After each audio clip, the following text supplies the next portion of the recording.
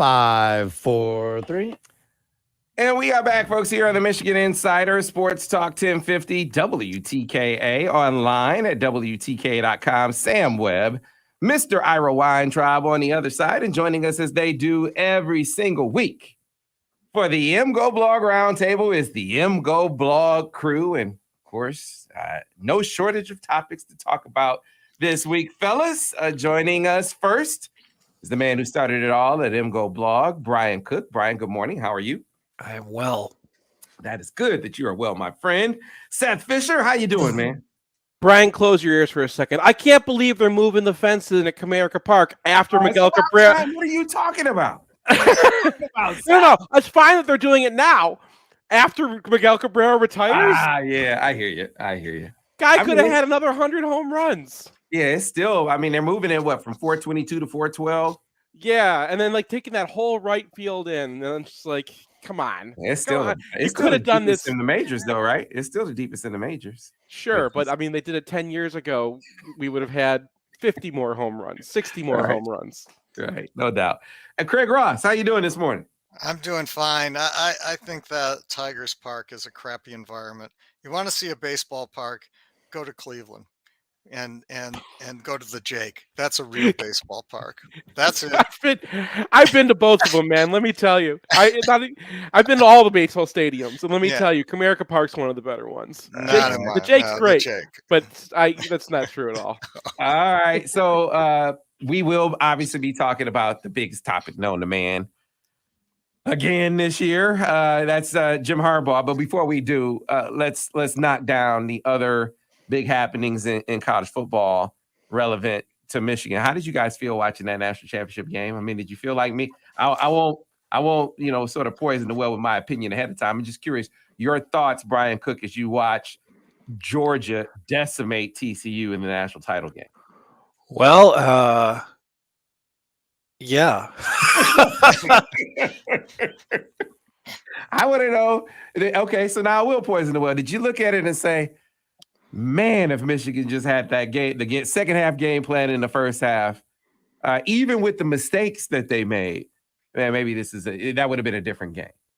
Yeah. I mean, it was kind of frustrating. I mean, there were a number of people on Twitter who were like, looks like Georgia read the MGoBlog preview. And I was like, that's not what happened.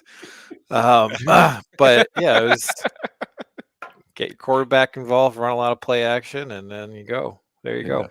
Exactly what Michigan did in the second half of that game. Your thoughts, Seth? And TCU sat back. I mean, first of all, if Michigan had been able to hold on to Dan Villari, we all know they would have swept right through them. But the TCU didn't even have the same game plan as against Michigan. Like, where was that aggressiveness?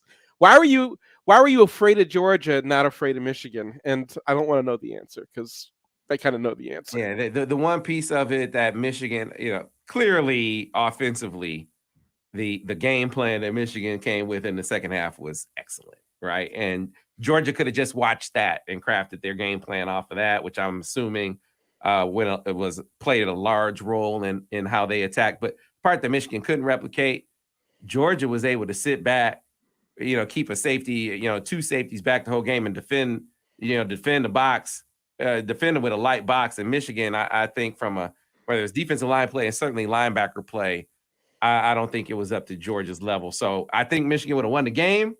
I don't think they would have been as successful in as successful as Georgia is slowing TCU down. And I think one of the major factors in that is that I don't think Mike Morris was close to healthy for this game. Didn't really have much of impact, didn't play a whole lot.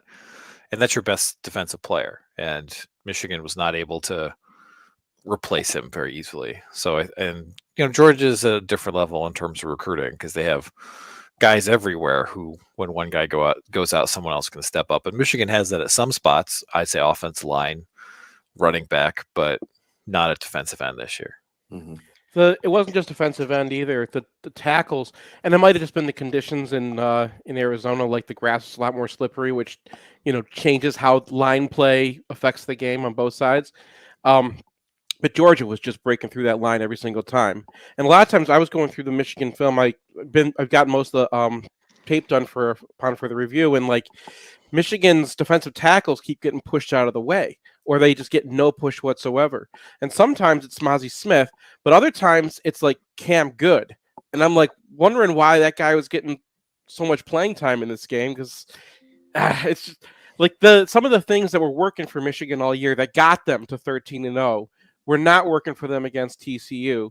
And then TCU just gets destroyed by Georgia up front. It's like, what was the difference? Like, is there really that big of a difference between TCU's line and or Georgia's line and Michigan's line? And you watch the Ohio State Georgia game, and it wasn't like that. So I think it's probably the conditions had something to do with like what changed how you could set up, how you could, how much strength on the line is going to affect things, and maybe that just was a secret problem for Michigan all game. Craig Rush, your thoughts? Yeah, to me, it's hard for me to analyze this. It feels a lot like just pure randomness. I mean, Michigan the last 2 years has beaten Ohio State, and both games felt like pretty compelling wins by Michigan. Michigan outplayed Ohio State the last 2 years. And then they come into the TCU game, and it felt like they were just rolling a lot of snake eyes. And, you start talking about, the grass, I don't know, maybe, or Mike Morris wasn't 100%. Well, that's certainly true. But still, you managed to give up 51 points to a team that scored 7 against Georgia. And my guess is they wouldn't have done a hell of a lot better against Ohio State. And so I don't know. It just feels like one of those sort of random things that happens in the universe that's just very difficult to parse in terms of logic, because it isn't logical. I mean, you would think if Ohio State can play Georgia evenly, and they did, why can't Michigan, a team that dominated Ohio State in the last 2 times out, also play them evenly or close to it? Yet at the same time, they lost to a team that lost to Georgia 65-7, and could have been worse. So to me, there's just one of these things, one of these sort of random things that goes on in life or the universe that is not really parsable. All right, so moving on from that, guys, a bit of news that was Titanic as far as Michigan's, because if Blake Corum had played in that game, there's no way Michigan loses. There's no way Michigan loses to TCU, and he's going to be back next year. And Brian, thought of you immediately. You never want to. I'm talking about just in general. You never want to assume all of the criteria that goes into a guy's decision. And for Blake, he laid out a series of criteria that led to his decision to return. And this is, I wonder what you think, not only that this means for Michigan and, how good they'll be next year, but what this means for Blake Corum's legacy among the pantheon of Michigan greats. Well, yeah, I mean, I think that does, play into the thinking of some people, right? Like, Blake didn't get to play in the Ohio State game. He didn't really get to play in the Ohio State game last year. And he didn't get to play in the playoff game. And, I think these days, it seems like everybody is wanting to move on to the next thing, but it takes a different kind of guy to look at this and say, this is a 4-year period of my career, and I feel like I still have some unfinished business. And that's the thing that matters to me most. And I really appreciate that for Blake as a person, as a Michigan player. And I think that if things go well next year, that he will, kind of etch himself into a pantheon. Where before it's just like, this is a really good running back. You might be talking about the best of all time, and that's worth something. And it's nice that with NIL, that the financial package can be enough for Blake Corum to make it reasonable for him to return. And it's probably not equal, but it's close enough. And I think that it's really good for college football that a guy like Blake Corum's coming back. Seth? Yeah, I mean, throw some names at you. Denard Robinson, Devin Gardner, Braylon Edwards, Mike Hart. Whatever you think of like those players, and and they've gone on to do different things, but those names, when you say them to Michigan fans, have a lot more meaning than when you say them to like the general football population. And all of them, for different reasons, were amazing college players who were just not worth as much to the NFL. And I think Blake, with his size, he's on the borderline because he's going to be a good NFL player. He might not have a long NFL career just because running backs don't and guys his size don't, and that's just kind of that's been an issue. In college, Blake is the kind of guy who, he goes on the cover of the magazine. He is the guy who wills his team to a national championship. Kids are going to be wearing number 2 jerseys for him, as well as the other guys that they wear the number 2 jerseys for. And he becomes part of that. He becomes one of those names. You can never. There's no way he's going to be that big, or he could be, but he's not going to be Barry Sanders in the NFL.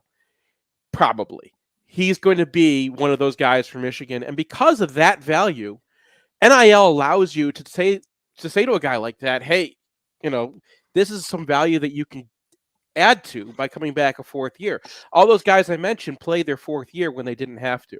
For Gardner, it was his 5th year, right? And that was part of their legacies, the coming back, and then having him be the leader of that team and the face of that team was kind of what made Michigan fans such huge fans of those guys, to the point where even if they speak nonsense, we still listen to them, right? So that's where Blake is heading to, I think. That's what he's decided to become. And it's a very rare guy who has that opportunity. But when it does, it's just awesome for college football now under NIL that it's possible for a guy like that to not just have to move on to the next thing. And we get to have this, right? Yeah, right? I've been watching, I think the first Michigan game I saw was 1957. And I think at the time Michigan had a running back named Jim Pace, and Jim Pace was a wonderful running back. And since then, I've seen one great running back at Michigan after the next. And if you would have asked me if you asked me who I thought was the best of this string of incredible running backs, I would probably say Mike Hart.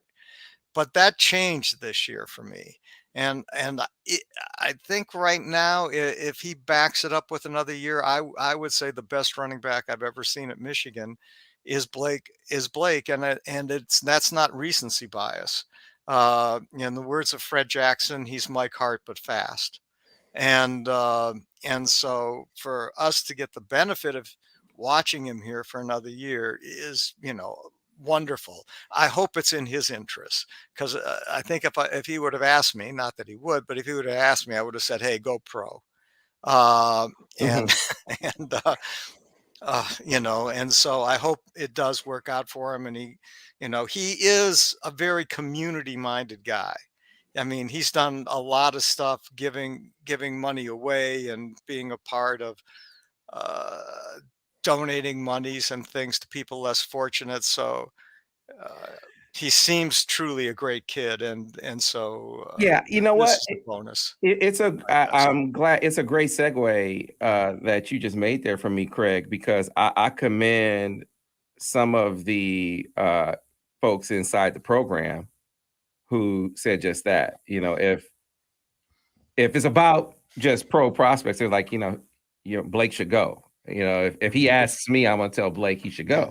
Yeah. If that's the only criteria, but clearly it wasn't. Like what Brian said, he has other considerations. His legacy as a Michigan player and the opportunity to compete in the things that he missed out on are super important. Those are really, really important things in his life, in his career, in his life. And you can make the case, Ira made this point, you can make the case, and because his recovery is 5 to 6 months, I think he said, which is why he gets back to, remember when I told you there's no way he's going to be playing in any of these playoffs? I think back to that, and it's like, man, people were really thinking he was going to come back. He never was coming back. And, the guys at the time were telling me that on the inside. And for him, you can make the case that, you know what, I could maybe lose some ground by not being able to do any of the combine stuff, right? So come back. You're going to have less tread on the tire next year compared to what was put on him this year, because JJ's going to be more of a factor throwing and running. Donovan's going to be more of a factor. Blake is still going to be emphasized, but not to the point of overuse.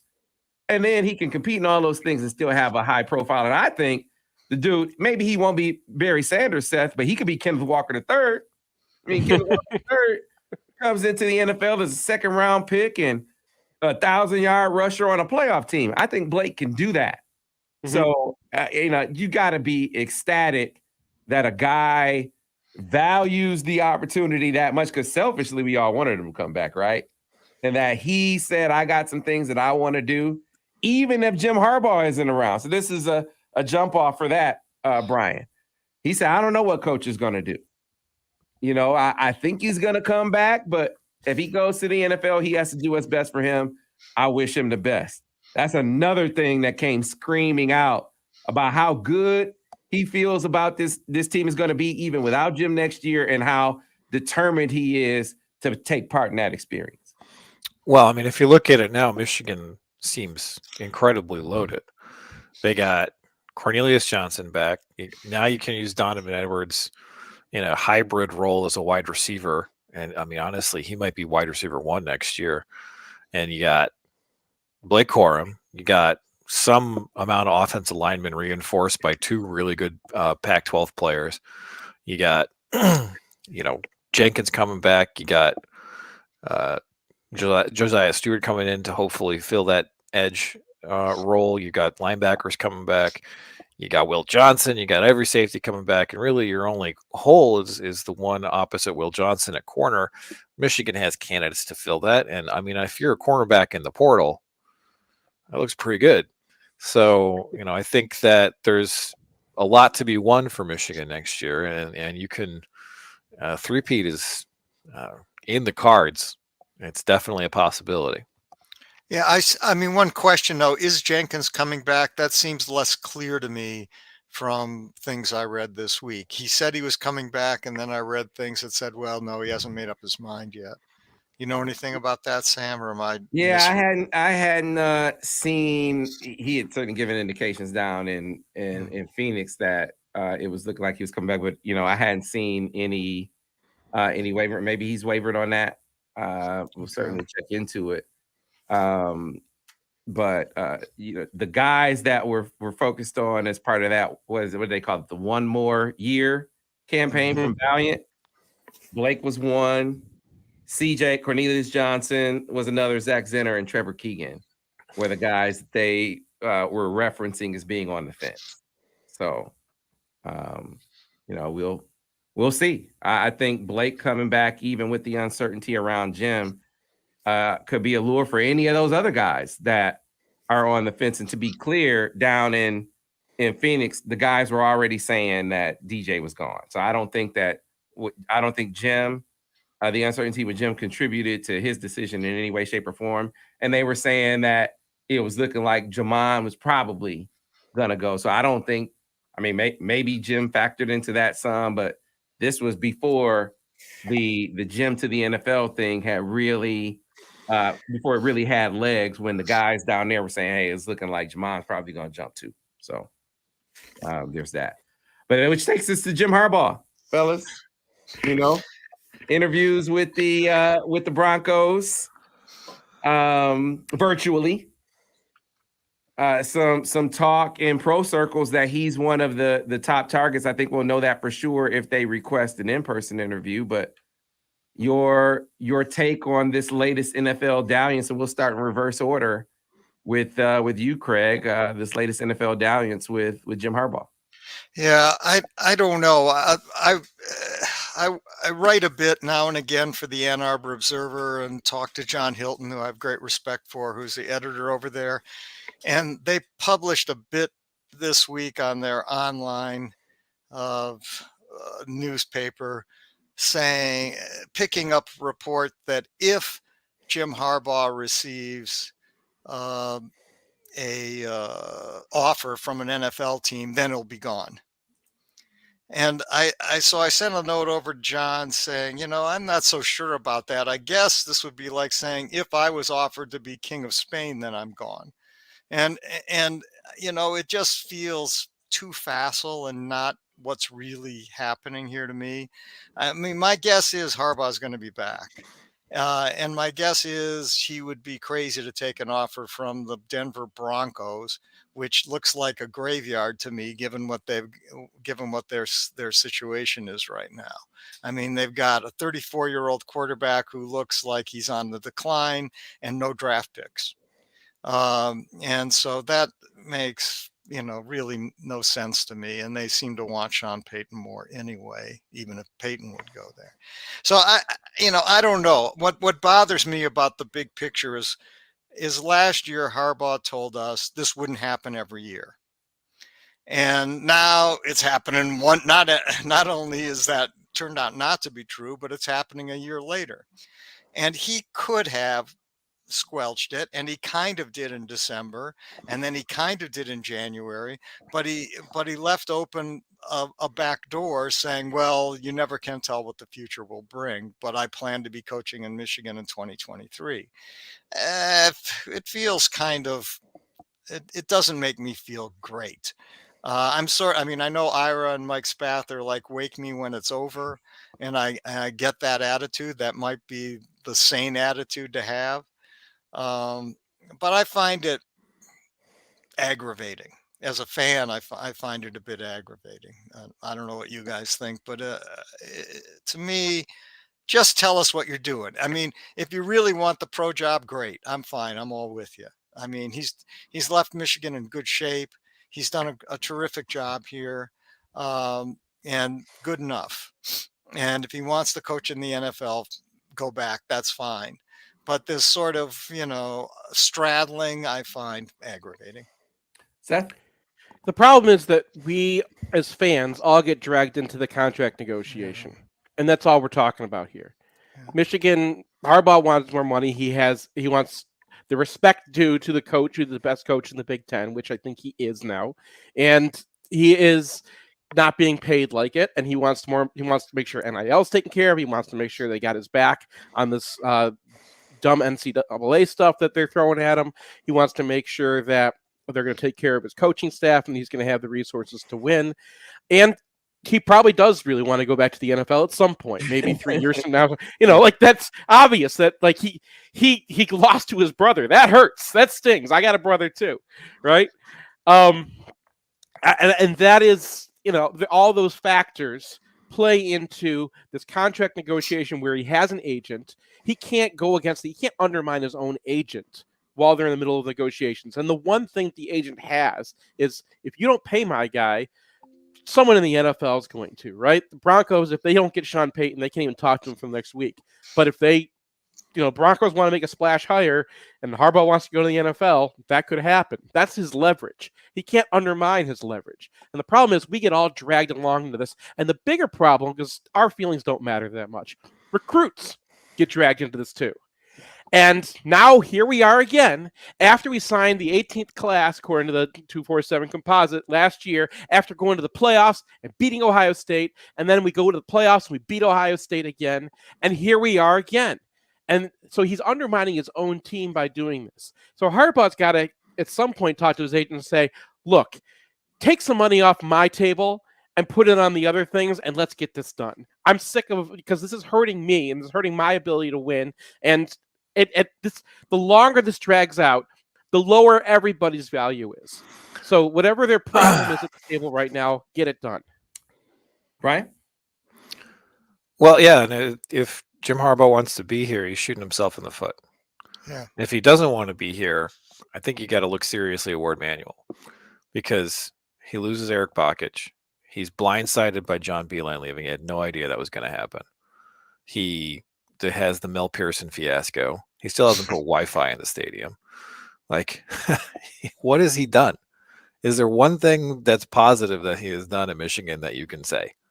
I can't think of anything. I think he re-signed Jim Harbaugh 2 years ago. Sure. In 2020, when you had a lot of pressure to fire him. Yeah, no real beneficial deal. No real clear candidate to take over at that point. And I mean, Todd Anson, who's a power broker who knows Harbaugh personally, is going off on this guy on Twitter.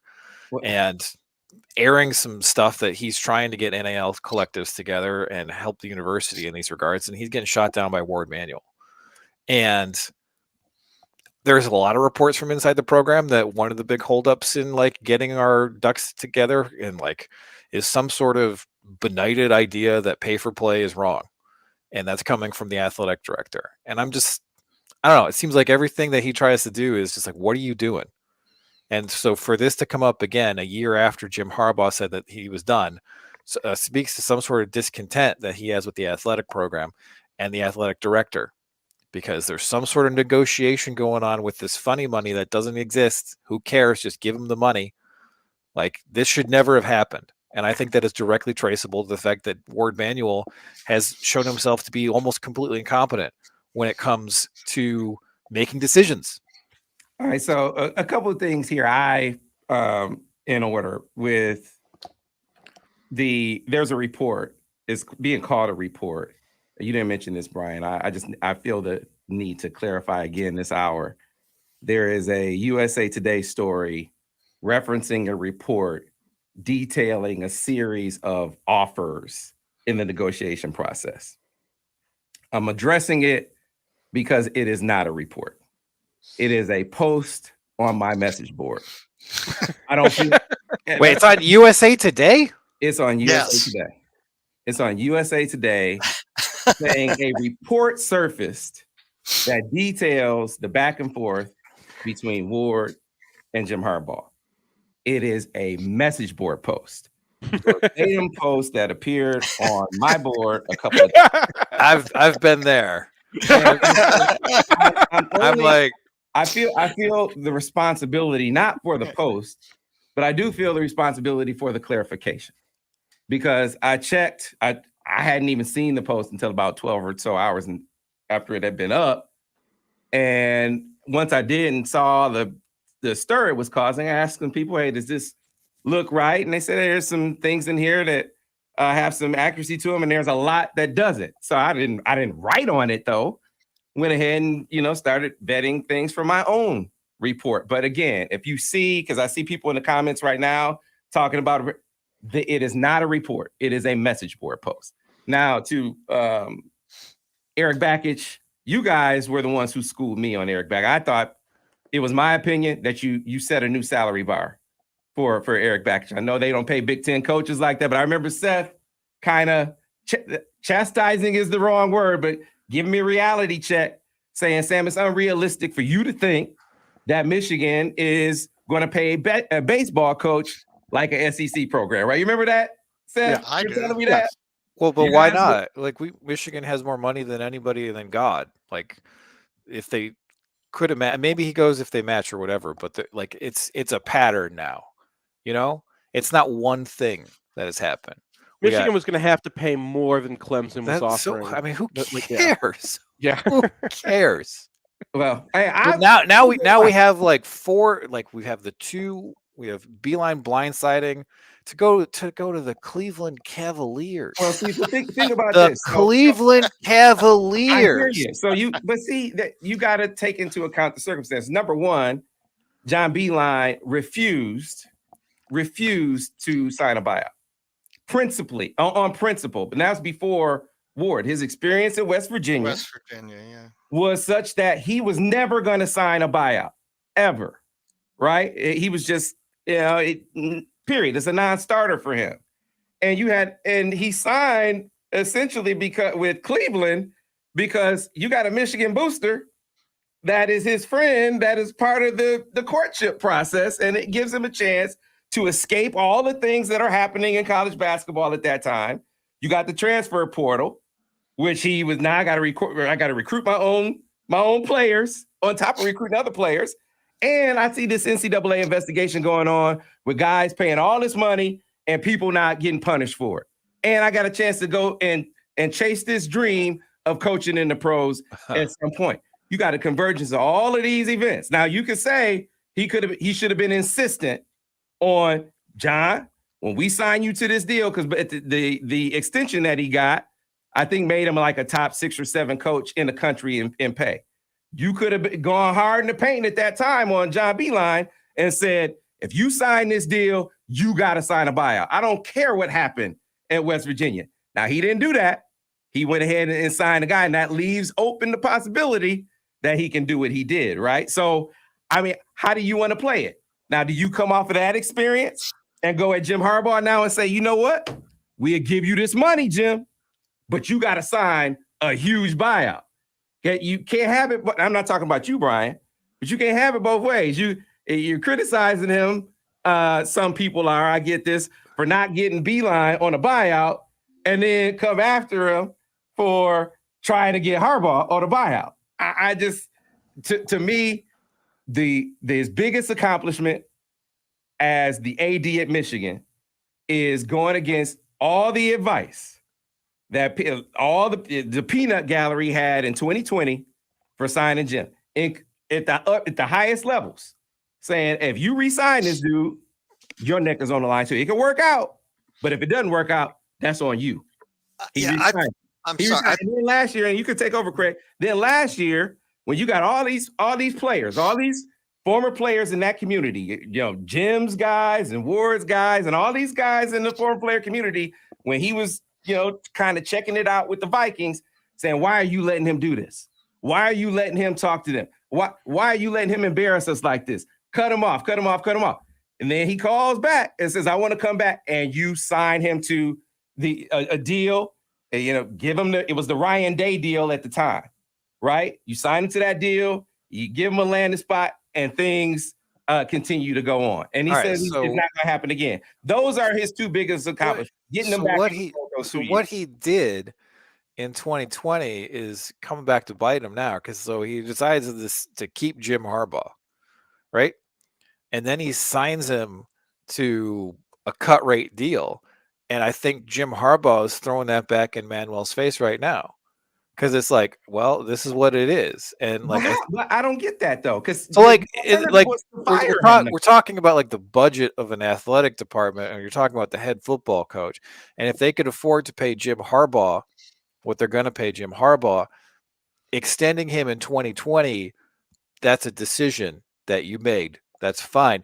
The way they extended him in 2020 was insulting, maybe. Like, Jim Harbaugh thinks he's a good football coach, but you ask him to take a pay cut, and now he's back, and he's like, well, I think we're getting stuck in the narrative. But who cares how much the head coach of the University of Michigan football coach makes?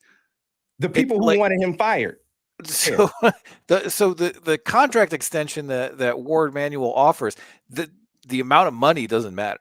The decision matters, and then the amount of money. I mean, Michigan doesn't really pay players, so the amount of money that you're giving the head football coach when the money that you're bringing in is exploding does not matter. And your decision to give him a cut rate deal at that time, I think you made a decision. It turned out to be the right decision, but the way you signed Jim Harbaugh, I think, is leading to this. And I guess I don't. I mean, if you're flirting with the Denver Broncos, you're not interested in winning a Super Bowl. You are interested.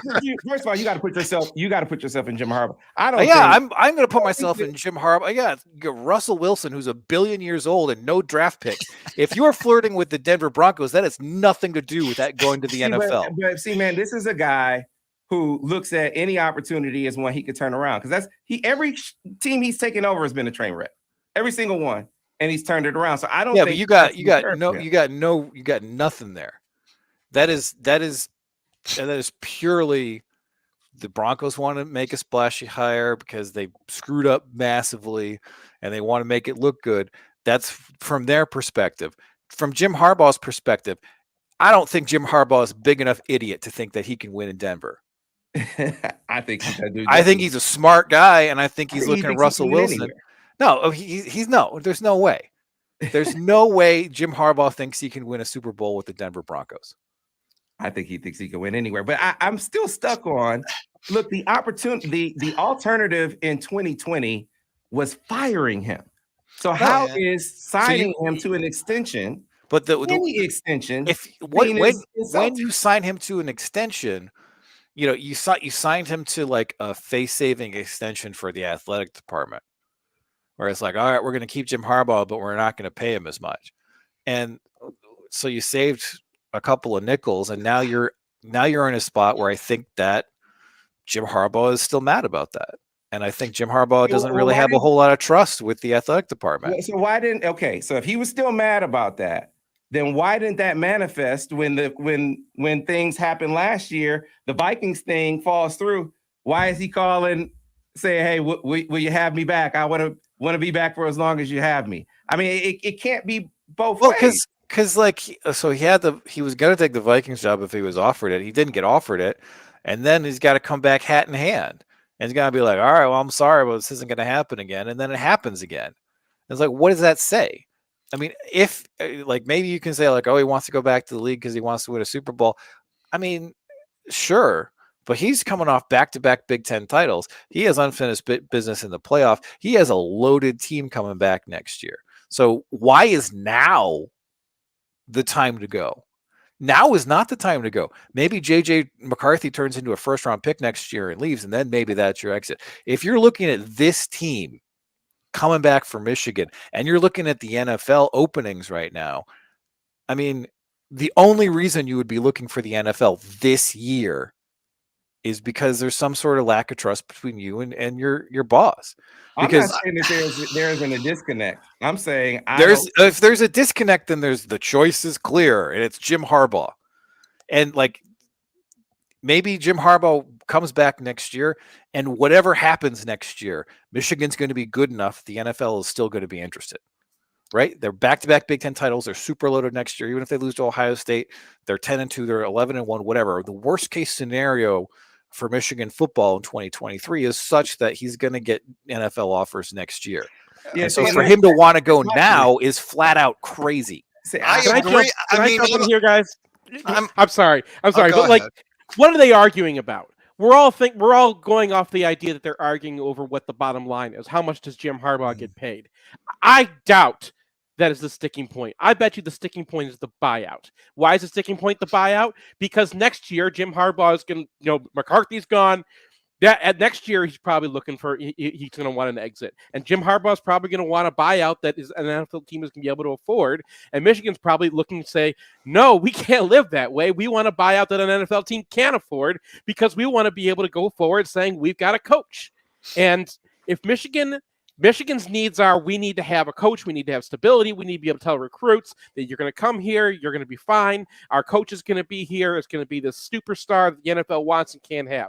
Harbaugh wants to be able to say, look, if an NFL deal comes along better than the Broncos, I want to be able to step out and take that opportunity. And the Broncos, I think, are just leverage. I think that Carolina obviously was leverage because it was just his agent calling Carolina saying, please talk to my guy. Broncos, they can't even talk to him about a contract or have a face-to-face with him until after they talk to Peyton. So what was the online meeting? It was leverage. It's all a leverage game, and they're probably not arguing about how much Jim Harbaugh gets paid. They're probably arguing about what Jim Harbaugh needs to be Michigan's coach in perpetuity. I'd like to go back a bit and defend Ward Manuel a bit because we're dealing with very partial information top to bottom.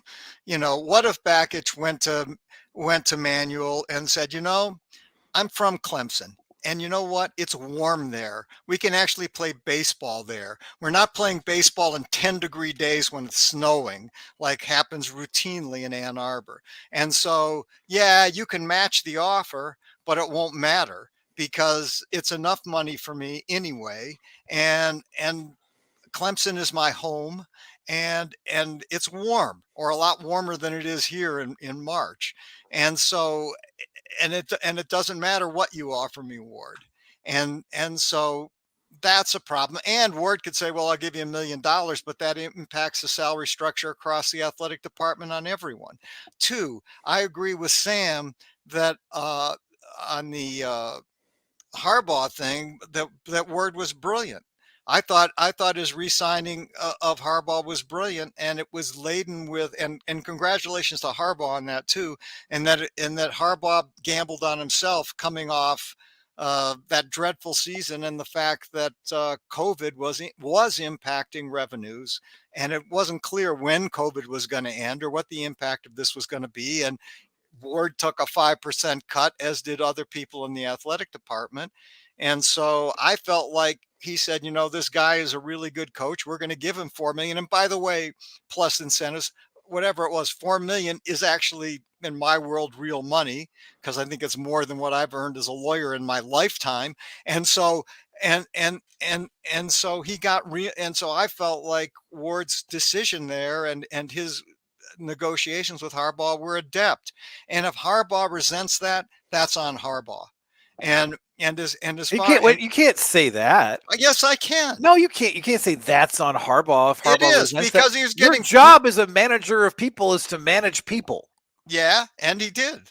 As far as I can tell, he ended up getting a coach that at least half the fan base would be happy to have gotten rid of at that particular moment. Are we really talking about is Harbaugh offended, or is his agent offended because that's leverage, that's negotiation? No. I don't know the answer to that.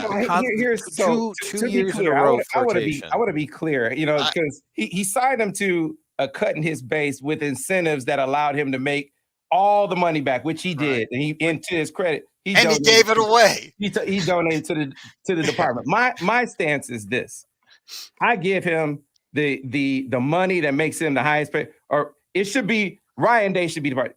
The comparison is not Mel Tucker because he signed an outsized contract, which Ohio State matched, and so now Ryan Day gets $9.5 million as a base. Right, I think it's $9.5 million as a base. Which base? That to me is a perennial playoff coach. The top of the Big Ten as a base. And then I'm with Seth. On top of that, because with that, he made $10.1 million this year, Jim did, right? Or somewhere along those lines. You could put him at a $9.5 million base with incentives. He'll make what Nick Saban and Kirby Smart and Dabo Sweeney and the national championship winning coaches make. He'll make that at that point. But to get that deal, I'm with Seth. I'm throwing a buyout in there. A significant buyout in there. So I'm not dealing with this every single year.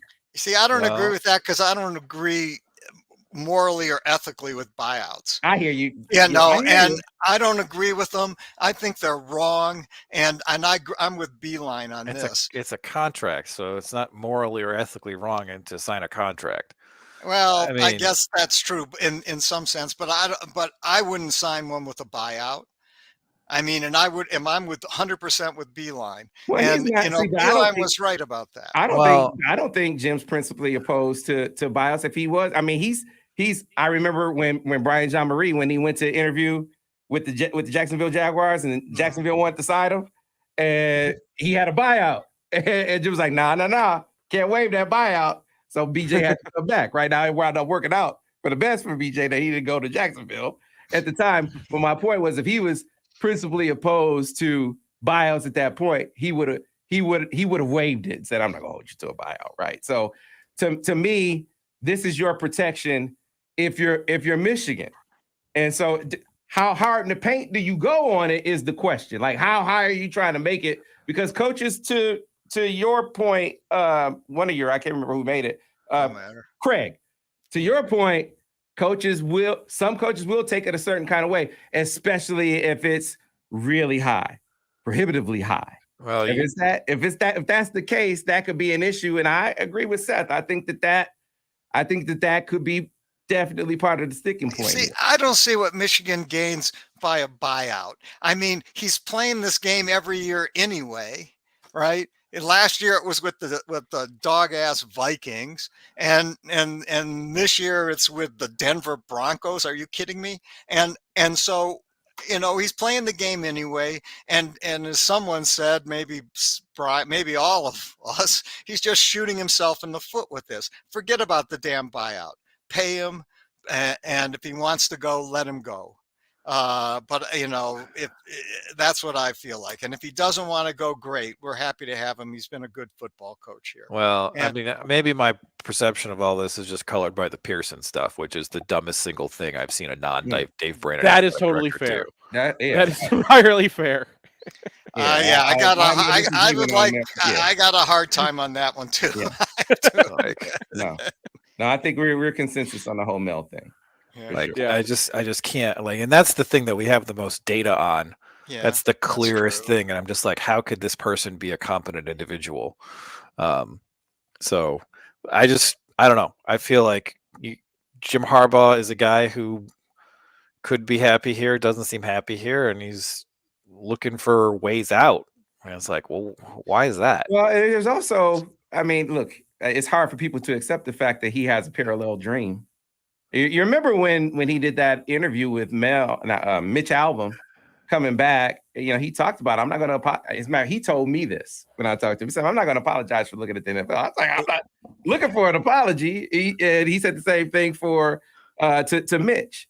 He has a dream of coaching in the Super Bowl too, right? And so when he was talking about the Super Bowl, he said that's the pinnacle of our sport. It's the apex. It's the alpha and the omega.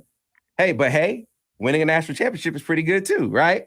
So I mean, in laying out the sort of comparison there, you kind of hear how important the Super Bowl is to him too. I think it's okay to have parallel dreams. I think it's okay for him to still want to coach in the NFL as well. And if part of your negotiation process is to want to be able to leave that door open, then we got to let that part of it play out too, and hope that they can arrive at a number that both sides feel is acceptable. Well, honestly, this is hurting his ability to come back to the NFL in the way that it's hurt. Michigan's recruiting class this year was bad.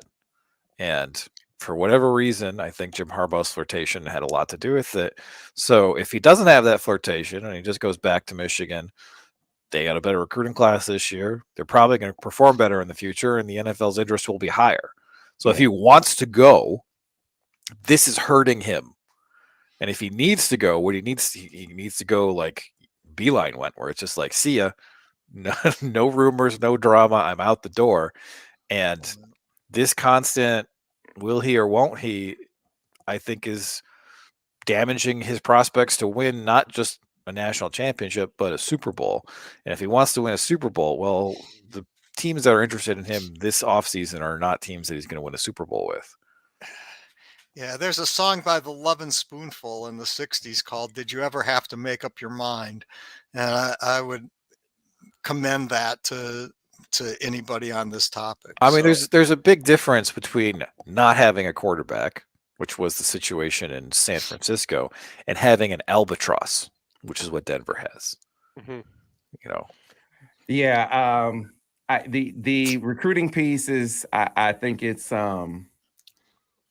you know, it kind of is what it is. It's the kind of the consequence, the cost of leaving that door open. And I think he has found a place in his mind where he feels like they can overcome that, whether it's through the portal or through development, that whatever recruiting hits they take as a result, that they can weather those. I think their success on the field probably emboldens that stance. If has. that's what he wants, though, man, he's got to. I will tell if it's the right take, but I think that's his take right now. He's got to start. They got to figure out. I mean, we all got to take a big look at Sharon. I know we're probably short on time here, but we all got to take a look at Sharon this week and ask ourselves: is this guy going to be the next guy? If Michigan, because one of the questions they have, I think, with offensive line recruiting, that I notice a lot is, you know, the players say, is he going to be here? Because, like, I love to get coached by Sharon, but I'm a 2024. I'm not playing until 2027. Is that guy still going to be here? If they're going to have Harbaugh jump into the NFL in the next 3 years, they got to start figuring out right now. And that goes back to what Brian was saying earlier. Ward has to make decisions, and he can't sit and delay on the decision until he gets to the exact right number he wants to get to. Your recruiting is hurting. The program is hurting. We're all yelling at each other. The value is going down as long as this goes on. He didn't make a decision fast enough on Mel. He didn't make a decision fast enough on a lot of these topics that we've talked about. And he's just got to do it. You got to make the call and move on. And that's, I think, been Ward's biggest problem, and that's what's hurting us again right here. You see, if I'm the athletic director at this point, what I say is fine. Harbaugh's our coach, no buyout. I don't care. Let him go when he wants to go, and we'll pay him, a market, what his market value is, and we don't need to worry about a buyout. And then I put in the coaching staff post Harbaugh. Now, here's our next head coach. He's on our, Sharon Moore. I don't know, whoever it is on the staff now. So that'd be how you mitigate the recruiting. Yeah, and everybody here stays. Everybody here stays. Here's our next staff. Here's Harbaugh as our head coach. We're happy to have him. He can stay here. We don't care about a damn buyout because we don't even view them as ethical, and we don't need a buyout. Harbaugh is our coach. End of story. And here's our next staff. It's there. All these guys, they can stay, and we're not moving them out. We're not doing the thing where when Rich Rod comes, we get rid of an entirely good coaching staff for no good reason, except for the fact that we've hired a new coach. That was a disaster, and one of the coaches told me it would happen. I was skeptical, and then it happened. But so you want to solve it. To me, that's what Ward should do. But I'm not crazy about jumping on the Ward is incompetent or Ward is an idiot, because I don't think there's enough that we can know to get us to that point. I mean, I don't see that. All right. This was a great discussion, fellas. Have I told you guys how much I appreciate you? It was so good you guys? never took a break. We never took a break. we almost never took a breath. I was like, you got to get out of here. We got to end early. So great discussion. I'm sure it's not the last time we'll talk about this. So I appreciate the hell out of you guys. You bring it every single week. Bring it again next week. And good luck weathering all of this storm on the map. If your message board is anything like mine, you're like, oh my God, here we go again. Let's just keep our message boards off of USA Today. How's that? All right, we got to get out of here, folks. Thanks for watching. We'll be back tomorrow on another edition of the Michigan Insider on Sports.